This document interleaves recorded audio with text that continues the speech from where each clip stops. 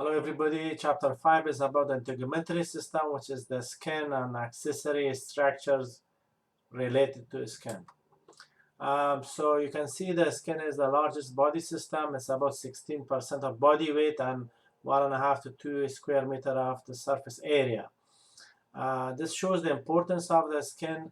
Another reason for that that I wrote that information is that some medications are calculated based on the body weight or based on the surface area. So that has clinical importance. The skin is made of epidermis and dermis. So epidermis is the most superficial layer. This area is actually visible with the eyes. And the dermis is made of two other layers, which is a papillary layer, and this is the just below the epidermis, and the reticular layer, which is thicker, and that's located below the papillary layer. Hypodermis is usually studied together with the skin. So it's a separate structure, but it's usually studied together with the skin.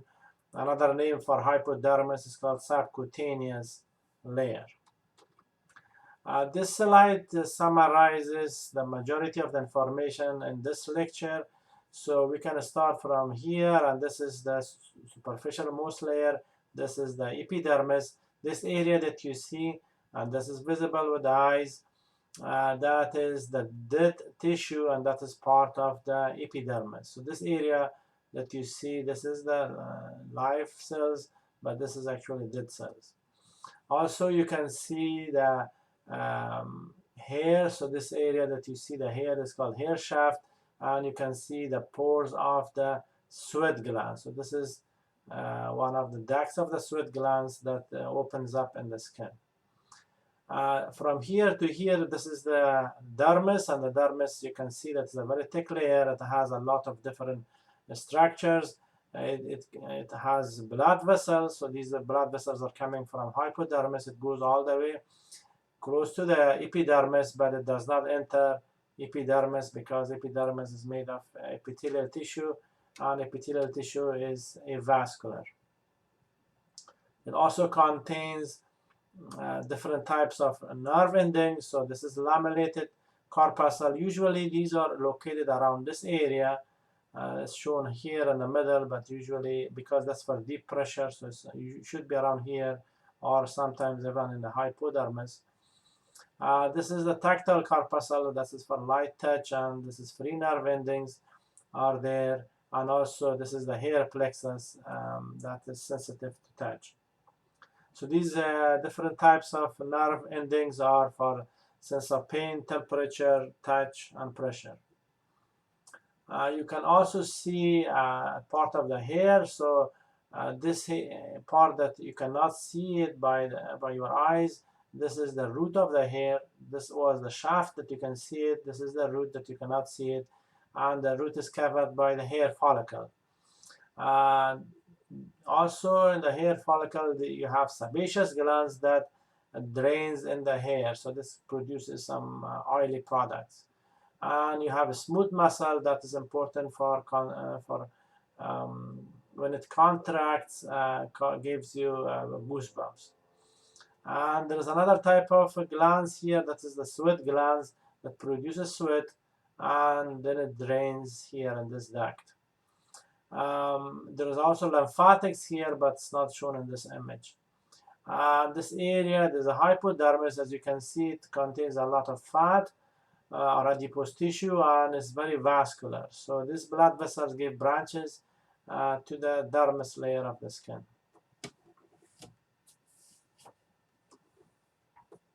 Skin has a lot of different functions. One is protection against physical, chemical, and biological agents. So it prevents them to enter the body and protects the underlying tissue. It also prevents loss of water and blood from deeper tissue to external surface. It produces melanin. Melanin is a pigment of the skin. It produces keratin. Keratin is a hard protein, and also produces vitamin D, which is important for the bones, and I will come back and discuss each one of these separately later. It is also important for thermoregulation, so I put them together. So maintenance of body temperature is called thermoregulation. It happens in two different ways. One is that with the blood vessels, it can constrict or dilates, depends on the body temperature, and also if the body temperature is high, sweat glands secrete sweat, and that contains salt and water. So that way it reduces the body temperature. It also contains some organic waste. So a small amount of waste products are also excreted from the body through sweat. And I will come back to this later again.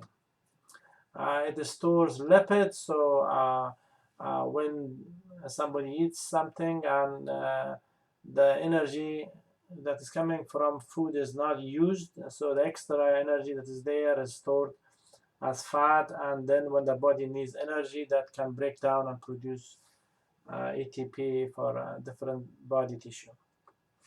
It's also connected with the different nerves, so that's important for pain, temperature, and touch and pressure, as I showed you before, and I will show some of those receptors again later on. This is different layers of the skin that you can see. The skin depends on the location, has 4 or 5 different layers. So we start around this area. So this is the base of the skin, okay, and then you go superficially. So this is the base of the epidermis, I should say, not the skin, epidermis, and it goes more superficially. So as you can see, that the epidermis is made of the stratified squamous epithelium, but this area of the epidermis contains keratin, so this is called keratinized. So it contains keratin, so this is called keratinized stratified squamous epithelium. So it means multiple layer of epithelial tissue. So the area that epidermis and the dermis are separating from each other, this is usually a basement membrane. It's not shown here properly, and this is where on top of that, or superficial to that, is the stratum basale or basal layer is located, and you can see that you have some keratinocytes. These are the keratinocytes, but you also have melanocytes, that is for pigment, and you have the Merkel cells that are attached to the nerves, and these are for sense of light touch. So this area also has stem cells. Then it's a bigger area that you can see. This is called stratum spinosum. So from here all the way to here, this area, it's all area, and it contains an intermediate filament that's called pre-keratin. So this keratin is hard protein, and that pushes the cell membrane to different directions, so makes it a little bit spiky. So that's why it's called spinosum. And then there's another layer that's called the stratum granulosum, because it has granules in it, so it's a little bit darker in color, stratum granulosum, and you can see it here too. And here the cells are still alive, but some organelles are already damaged. And these organelles, there are some vesicles there that contains lipids, or it contains keratohalin. And then these vesicles or granules later on will rupture, and then the rest of the organelles will die, and then finally this layer is made, which is called a stratum corneum. It's not shown here in this image properly. That is a lot of epithelial stratified squamous epithelial tissue, and they have died because the nucleus is gone, and the organelles are gone, and it contains a lot of keratin inside the cells, and that's a way to protect the underlying tissue. Makes those cells harder, and between the cells you have glycolipid. So here you can see the difference between two different types of skin. One is called a thin skin and the other one is called a thick skin. So from here to here, this whole area is the epidermis, and from here to here is the dermis. Same thing here. If you look at it in this image, from here to here is the epidermis, and this area below is the dermis. This is the basement membrane that separates the epidermis from the dermis. And here you can see that keratinized tissue that I was talking about, the stratum corneum. In the thin skin the thickness is very small, and this is in most part of the body. But if you look in the hand and feet, that stratum corneum is really thick. You can see it here, and the reason for that is because of physical friction and scratching and physical damage. You're using your hand and feet a lot, and that is in direct contact with other surfaces. This is why you need higher protection, so this layer is thicker than other part of the body. So I will discuss only stratum basale here because of its importance. I already discussed the other layers in a couple of slides before. So stratum basale, it is located in an area that is just above the basement membrane, and that is the one that separates the epidermis from the dermis. Okay, it contains a lot of the basal cells, and these are the stem cells. So when the superficial cells die and they are being damaged, so that's why they're dying, so new cells are always formed. So this continuously happens throughout life. They are also connected with the hemidesmosome to the basement membrane. So if you don't remember hemidesmosome, it is one of the intercellular connections that connects the epithelial tissue, the basal layer of the basal surface of the epithelial tissue to the basement membrane. So chapter 4. If you separate the epidermis from the dermis, then you can see these finger-shaped structures. These are called dermal papillae, and you can also see these structures, and these are called epidermal ridges. So normally they are attached to each other, and it gives the skin a rough surface. So this is the enlargement of the fingerprint. So this is called epidermal ridges, and this is important for grabbing things, so that if the skin is very smooth, things can fall from your hand, and when the skin is thicker and rougher, so you can grab things easier. You have different type of cells in epidermis. The most important one is called keratinocytes.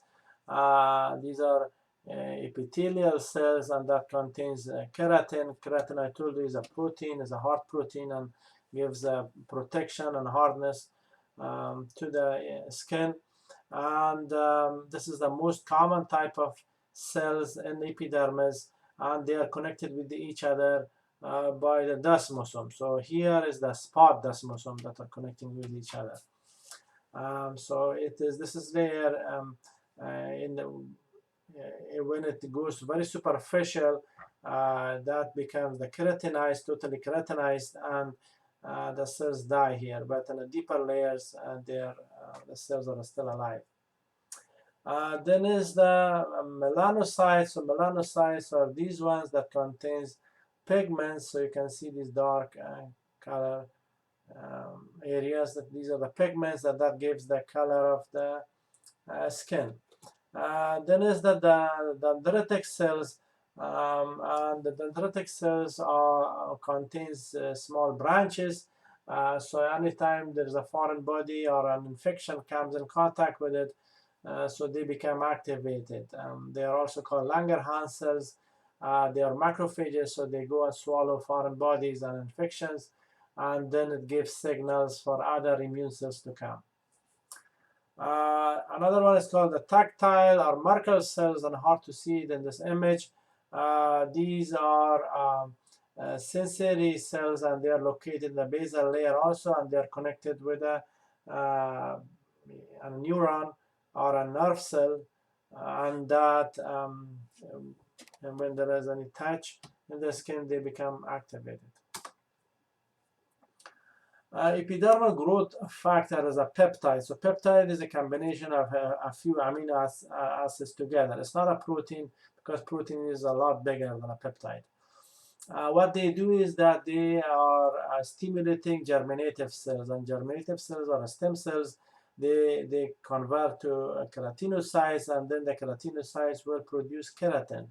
When the keratin is more and more keratinocytes are produced, and then they are producing keratin inside, so the cell will grow. I mean, the tissue will grow. So this is why they are growing this in the lab as a skin graft. So if somebody has a burn, then they put that graft on top of their skin, and then you can see it after a while the skin is growing. Still, you see that scar is there because the deeper area of the skin is damaged, but at least the superficial layer, the epidermis, is repaired, so it is much better, and the patient can survive, and there is no risk of infection after a while. So dermis is second layer of the skin, and that is thick and strong. Here is the dermis made of connective tissue. So epidermis is mainly epithelial tissue, and dermis is mainly connective tissue. I'm using the word mainly because you can always have other type of tissues as well. So the most important cell in the dermis is the fibroblast, and fibroblasts are producing different proteins and different fibers, and also is intercellular cement, and hyaluronan is produced by fibroblasts. The dermis contains macrophages, which are type of immune cells that if there is any kind of infections pass through epidermis and comes to the dermis, then these macrophages are there to fight with them. And you can also have some other type of immune cells like mast cells and the white blood cells from the blood. They may also arrive in the area because the dermis is very vascular. So if there is any kind of inflammation, then those cells quickly can fight with any kind of harmful events, like an infection or any kind of foreign bodies. The dermis contains a lot of different structures. So it contains nerves, blood vessels, and lymphatics. Also, it contains hair follicles, oil, or sebaceous glands, and sweat glands. So it contains a lot of different structures. Compared with epidermis that does not have a lot of structures. And the dermis has two layers. The superficial layer is called papillary dermis or papillary layer, and the deeper part is called the reticular dermis or reticular layer. So let's talk about each one separately. Here is the papillary layer of the dermis. So this is about 20%. This is more superficial layer of the dermis. So it is below the epidermis and creates these finger-like structures, and these are called the papillary dermal papillae. Okay. So they contain phagocytes, and these phagocytes are immune cells that if there is an infection pass through the epidermis, they go and fight in this area. And this is made of a loose areolar connective tissue. And then is the reticular layer, which is this deeper area. It's about 80%, so it's deeper, and this is made of dense irregular connective tissue. Okay, so papillary layer was loose areolar connective tissue, and this is dense irregular connective tissue. And it has a lot of collagen fibers and elastic fibers. And you can see again the friction ridges, which is this area. So this area that is, is irregular shape between the dermal papillary and epidermal ridges, and that creates this friction ridges there. These are small dots that you see. These are the openings of the sweat glands. Opening of the sweat glands.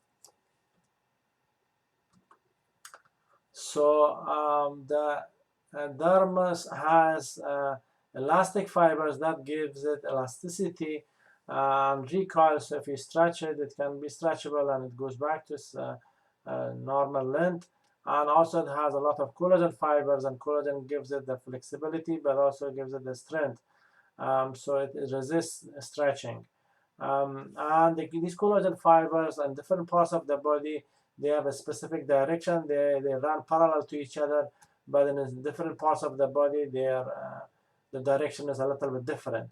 And knowing this direction is actually important, especially if you want to do any kind of procedure.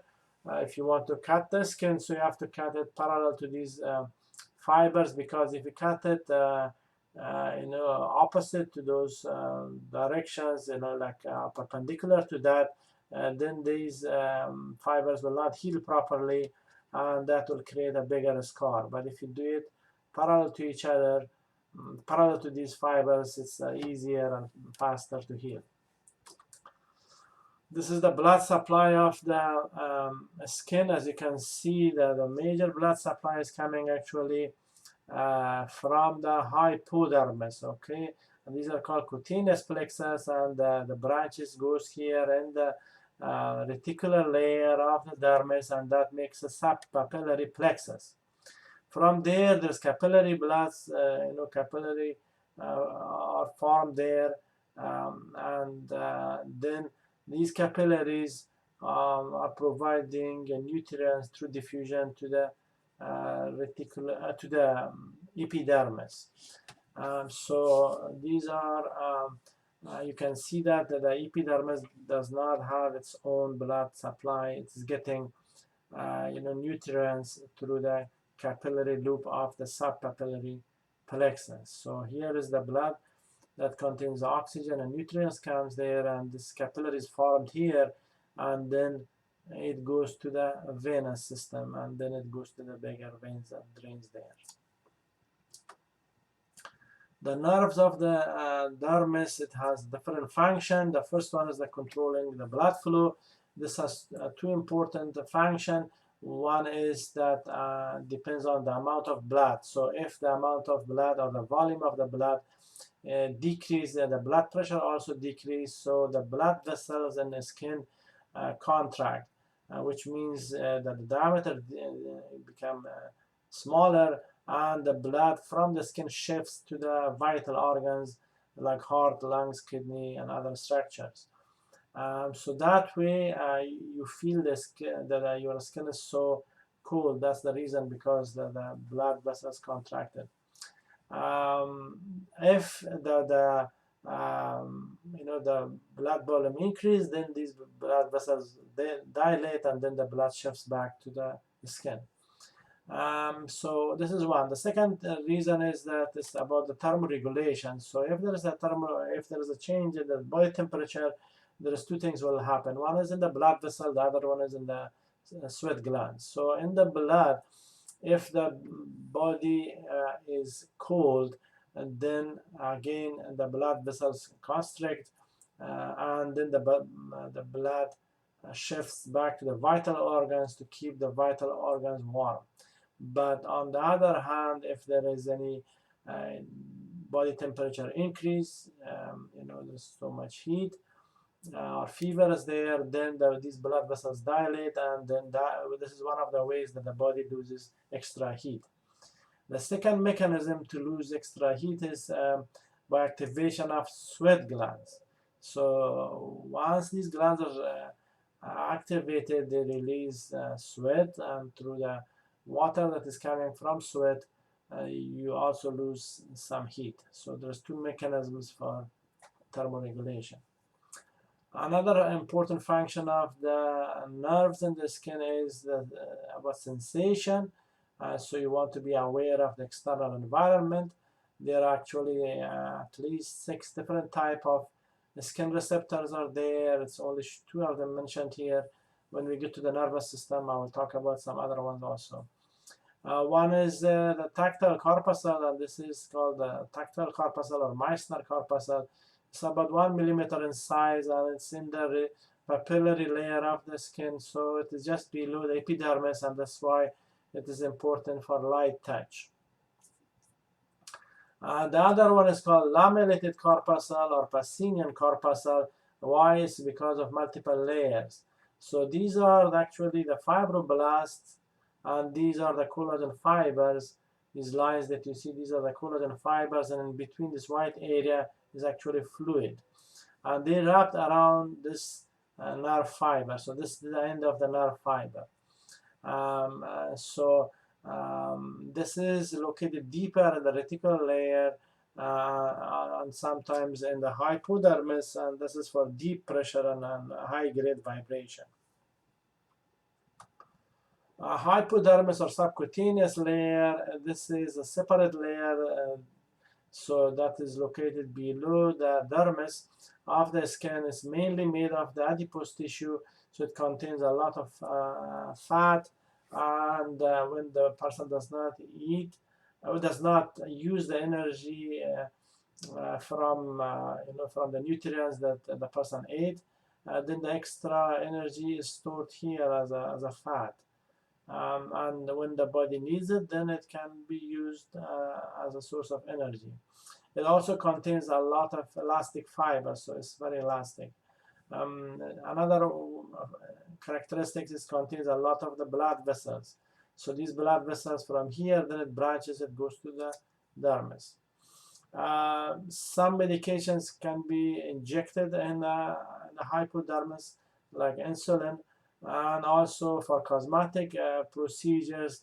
There's different techniques that can be used to destroy extra fat, for example, liposuction, or you can do with laser or different other cold therapy. You can do that, that you can destroy the cells, these adipocytes and the hypodermis, so to reduce the appearance of extra fat under the skin. So that's more a cosmetic thing, not related to the function of the hypodermis that much. The color of the skin depends on 3 different pigments. The most important one is called melanin. Melanin is actually produced in the skin, and the cells that produce melanin is called melanocytes. So when you are exposed to the UV lights under the sun, this is how the melanocytes produce melanin. And the melanin, this is the melanocytes, by the way, this is in the lower layer of the epidermis, and this is then produce melanin, and the melanin is packed in the melanosomes. So these melanosomes are small vesicles, and then they are released, and these melanosomes go up, become more superficial, and when they become more superficial, so the skin looks darker. But the main reason for this is to protect these DNAs, of the keratinocytes from the UV light. If there's not enough pigment is produced, then there is a mutation in the DNA of these keratinocytes happen, and the person can get melanoma, which is a very bad, very serious skin cancer. Can kill a person within 6 months. So this is a way to protect the DNA of the keratinocytes. If the melanocytes does not have a specific function, they lose their function for different reasons, then the pigments go away. And look at it. So this is called vitiligo, which it looks in this person. This is actually a darker skin. This is the normal skin of that person, but this area you can see that the pigment is gone, and this area looks lighter in color. So this is actually an autoimmune condition, which means that immune cells are attacking their own body cells. Sometimes the skin is very sensitive and produce a lot of melanin, and you can see here a lot of dots here on the skin, and this is Lindsay Lohan, probably your favorite movie star, or maybe even your role model. Maybe both know that, so you don't need to hide anymore. That is called freckles and pigmented moles. So these are because of the skin sensitivity, or because of the too much melanin is produced in one specific area. The second pigment is called carotene. Carotene is taken with food. So that is vitamin A, very common in carrot and other vegetables, colorful vegetables. And when you eat it, then it goes in the epidermis, or also it will store in the hypodermis. So easy to see if there's too much of carotene is in the palm of the hand and sole of the feet, because these areas are less pigmented, so it's easier to see, and you can see it gives the skin a yellow or orange color compared to the normal skin, so it gives it that kind of a color. And this is not actually a liver disease, so if this yellowish is from liver disease, that's called jaundice, Jaundice. And with that, the white area of the eyes is called sclera. That area also become yellow. So that's the difference between hypercarotenemia, which the color of the eye stays the same, and jaundice, that the color of the eyes also become yellow, and that's more serious. The third skin pigment is called hemoglobin. Hemoglobin is in the red blood cell, and hemoglobin contains iron, and that gives it the pinkish kind of color. So if there is if the hands are very pale, or the nails are pale, then it's maybe an indication of anemia. So there's 3 different pigments that gives the color, the full color of the skin, but the most important one is melanin. Vitamin D, there is 2 different sources of vitamin D. One is through the sunlight, so there is steroid hormones, like cholesterol, that converts to cholecalciferol, or you can take it from food, so food that contains vitamin D, and that's absorbed through the intestine. Either way, it goes to the liver, so the liver metabolizes that, and then it's sent to the kidney, and kidney changes that and make it calcitriol. So cholecalciferol becomes calcitriol, and calcitriol is important for absorption of calcium and phosphate from small intestine, and also reabsorption of calcium from the kidney. So it's important for bone, for development and strength of bones. And here in this image, if somebody has lack of vitamin D, so vitamin D deficiency, then you can get either rickets, that you can see that this child is standing, so this is why the legs are not straight, because there's not enough calcification of the bones, so the weight of the child makes the legs like that. This rickets happens in children, and osteomalacia happens in adults. In osteomalacia, the legs are straight, it's not like this, but the patient will have bone pain. So it's a little bit different. The presentation is not exactly the same.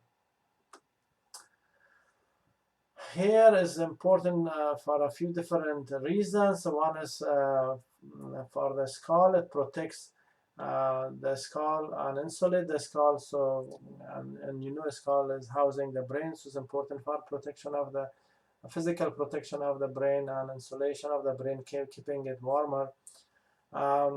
It covers the different body openings. For example, nose, around the mouth, around the eyes, around the ears, and anal area and genital area, so prevents insects and foreign objects to enter the body. It also connected to the nerves, so when you touch the hair, you become aware of the external stimuli. For example, a bug is crawling on your skin, you become aware of it very quickly, so it's an important function. Also, there's two types of hair. One is vellus hair. Vellus is very pale and thin and short, not much pigmented, and you can see it in children and most part of the adult female. And then is the terminal hair, which is thicker and longer and more pigmented. Initially in infants and in children, you see it in the scalp and eyebrows and eyelashes, but during puberty, hair grows in both male and female and axillary and pubic area, and then later on in male it produces more hair is produced in the face, in the chest, in the abdomen, and sometimes in the back. But also in both female and male, terminal hair grows in the limbs. So a little bit more in male than female, but both of them will have terminal hair. And you can see this is me in the morning. I'm trying to shave. Forgot to shave my eyelashes here, so maybe next time. So this is me in the morning and afternoon. This is the structure of the hair. If you look at this image, part of the hair is visible with the naked eye, so this is the shaft of the hair, and the other part is not visible. That is the root of the hair. The root is covered by another tissue, and this is the hair follicle. And you can see the lower part of the hair follicle is connected with a nerve, so this is called the root hair plexus. Also, the hair is connected with the erector pili muscle, and that gives the hair goosebumps when it contracts. And here is the sebaceous gland that produces sebum that drains in the hair. And if you cut the hair, then this is how it looks like. So this area that you can see from here to here, this is the hair follicle. So the outer layer is made of two different types of connective tissue. This is the connective tissue sheet, and this is a glassy membrane. And the inner layer is made of the epithelial tissue, which is this is called external root sheet, and this is called the internal root sheet. So these are the epithelial tissue. These are the connective tissue, okay? And then the hair itself has three layers. This is the cuticle, so this is the superficial most layer. It's just one layer of skin. And then is the cortex, and finally the deepest layer is the medulla.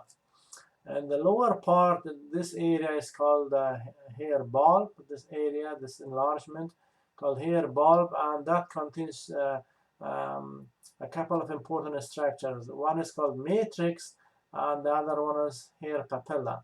So matrix contains basal cells that makes new cell, and a new cell. So this is how hair grows from the matrix, and it is getting its nutrients from hair papilla, and the hair papilla contains blood vessels. So if there is a damage in the hair papilla or matrix, then the hair will not grow and it will fall. So the hair itself is the visible hair is a keratinized cells that are dead and contains hard keratin, so similar to the skin, but they are dead tissue. So the deeper part is still alive. The hair matrix is still alive, but the one that you see is the tissue. The pigment of the hair, most of the pigment of the hair is related to melanin. So the amount of melanin that gives you different color. So if the amount of melanin is not much, you get a blonde hair. But if there's a lot of pigment, melanin pigment, then it gives a darker color. So there's a range of different type, different amount of melanin that gives a different hair color. But for a red hair, there's a different type of pigment that's called trichocydrin. This is not actually hair, it's just I put it. But that is a little bit different. That's more related to genetics. So some people have that color, and then you can go back, and if there is any kind of genetic disorders, you can go back and you search families for that kind of disorder. But majority of the skin, the hair color is related to the melanin. What about the gray hair? That is the decreased amount of melanin, and there is air bubbles formed in the shaft of the hair, and that will cause grayish hair. That may depends on the age, or it may depends on the genetics. So some people at a younger age may have gray hair, or sometimes from the stress, or maybe some other diseases that will cause gray hair. So about the glands in the skin is these are exocrine glands. So there is two types. One is called sebaceous glands that produce sebum or oil, and the other one is called sweat glands, and these are watery secretions. And there is two types. One is apocrine, which is not that common, and not common in the whole body. There still you see it in everybody, but not as common, and it's not all over the skin. And the second one is called merocrine or eccrine gland, which you can see it in most of the body, in the most part of the skin, and almost everyone. So sebaceous glands, these are holocrine glands. If you guys remember it, holocrine glands, they produce sebum, and then they will rupture. So they will die, and then the new cells are formed there. They drain in the hair follicles. So then it goes to the surface of the skin and keep the skin lubricated. So it's important for protecting the skin. So if the sebum is not there, the skin becomes very dry, and then it cracks. And if it cracks, and then bacteria and other infection can enter the skin.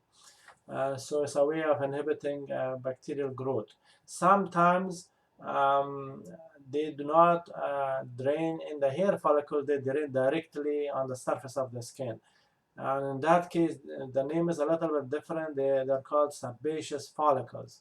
These are the ones that drain directly in the skin surface, not on the hair follicles.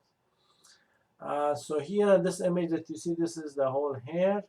This is the hair, and this is the hair follicle, and this is the sebaceous gland. And in this area, these are the basal layers, and there's stem cells here, and new cells are produced here. And gradually, these cells are producing sebum. They become bigger, bigger, bigger, and finally they rupture, and then the sebum is drained in the hair. And if you cut it like this, is a cross section, then you see an image like this. So this is the hair follicle, and this is the hair. The hair actually is removed here from here, and this whole area that you see, this is the sebaceous gland here. So this is the deep layer, and this is the basal layer, and these are producing new cells, and gradually these cells become full of sebum, become bigger, bigger, bigger, and then it drains here, and then they die, and the new cells are formed around here.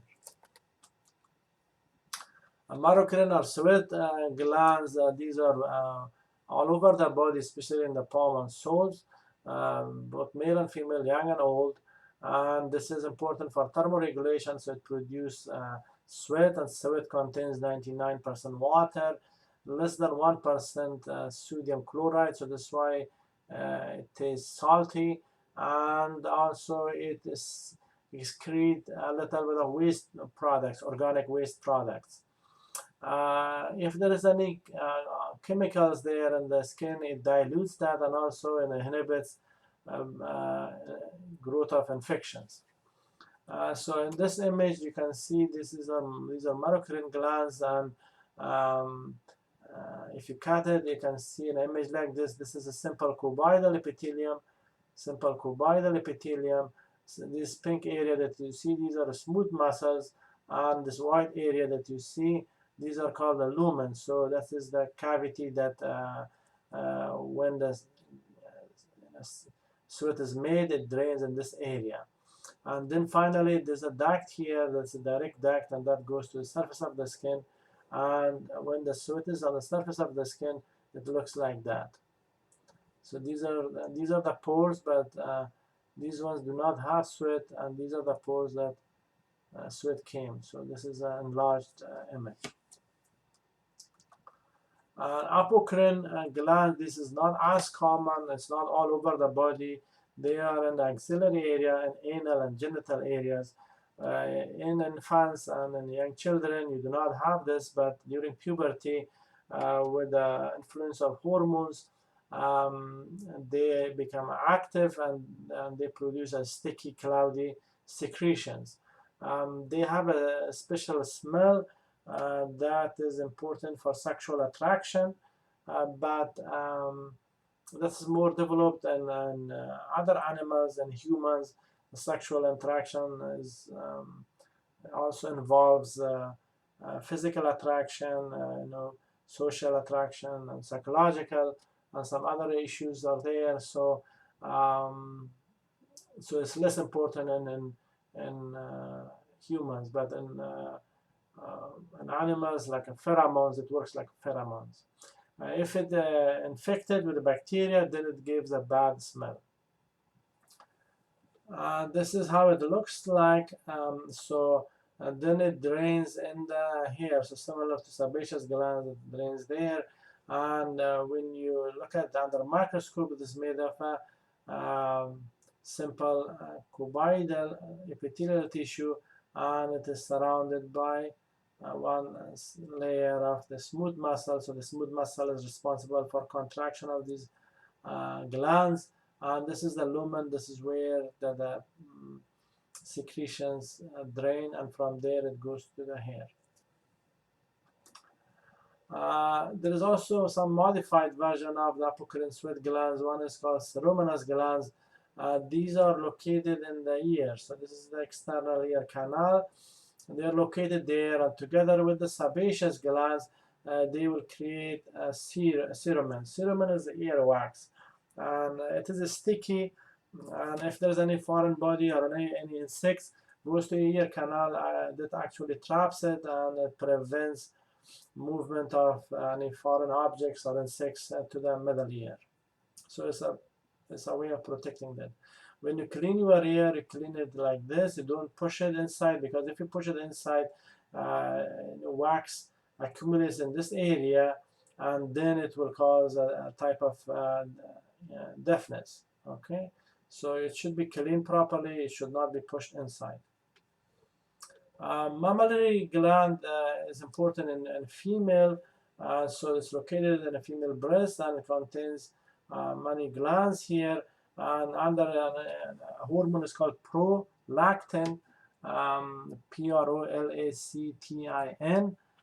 This is a hormone. We'll discuss these hormones later on in chapter 18.